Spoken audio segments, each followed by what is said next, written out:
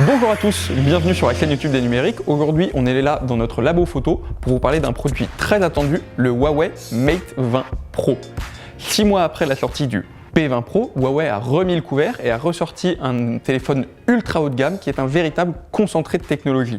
Effectivement, à l'intérieur de ce téléphone au design relativement réussi, qui est un croisement entre le S9 et l'iPhone XS, disons-le tout de suite, on retrouve notamment un capteur d'empreinte sous l'écran, c'est l'un des tout premiers téléphones grand public à intégrer cette technologie-là, un écran OLED avec encoche qui abrite un système de reconnaissance faciale, et bien sûr, chez Huawei, comme d'habitude, un accent sur la photo, donc on retrouve 3 modules photo différents. Contrairement au P20 Pro, ce Mate 20 Pro n'inclut pas un capteur noir et blanc, mais l'a troqué contre un capteur grand angle. Après nous avoir longtemps dit que le capteur noir et blanc c'était le top du top, Huawei a changé d'avis et a intégré un capteur ultra grand angle qui vient donc accompagner le capteur standard et le capteur zoom.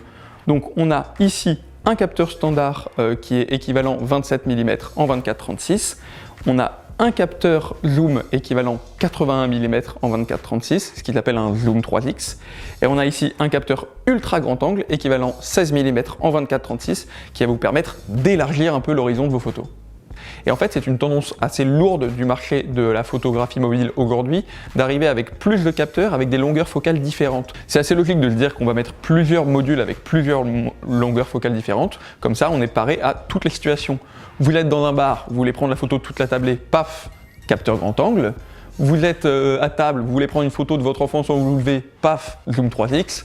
Vous avez le cadre parfait, paf, capteur standard. Bref, c'est un téléphone qui est prêt à toutes les situations photographiques en tout cas. Maintenant, on va parler un peu de la qualité photo, parce que tous ces chiffres, c'est bien joli, mais ça ne fait pas forcément un excellent photophone. Donc, Huawei s'est encore associé avec Leica cette année encore pour améliorer l'expérience photo. Et en fait, ce qu'on remarque, c'est que contrairement au Pixel 3 par exemple, qui se repose que sur un capteur photo et qui a un excellent traitement logiciel, Huawei pêche par l'excès inverse, c'est-à-dire qu'il a plein de capteurs photo, mais manque d'une bonne optimisation logicielle. Que ce soit en plein jour ou en pleine nuit, le Huawei Mate 20 Pro sur son capteur grand angle, sur le zoom ou sur le capteur standard a toujours du mal à sortir une photo propre, naturelle et impeccable en fait. C'est le gros problème du téléphone. C'est un téléphone extrêmement polyvalent pour ce qui concerne la photo, mais à chaque fois il est affligé par des petits problèmes de traitement à droite à gauche. Fort heureusement, rien n'est définitif. Peut-être que Huawei pourra pousser des petites mises à jour pour le moment et pour améliorer un peu le traitement et donc la qualité intrinsèque de la photo. Mais pour le moment, on a une photo qui est un tout petit peu trop suraccentuée, qui est surcontrastée et qui vraiment force un peu tous les traits en général. Et du coup, on a un rendu relativement peu naturel face au Pixel, face au Galaxy S9, au Galaxy Note 9 qui lisse un peu plus et qui donne une image un peu plus chaleureuse, un peu plus posée.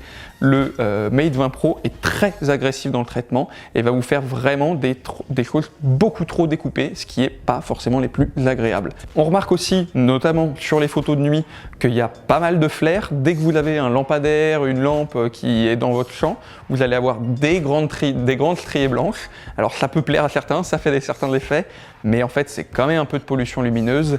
Et en plus aussi, vous verrez que, et ça c'est assez répandu notamment chez les constructeurs chinois, quand vous prenez des photos de portraits, à chaque fois, même si vous avez beau désactiver tous les modes beauté du monde, les visages et les tons chers sont toujours beaucoup trop lissés.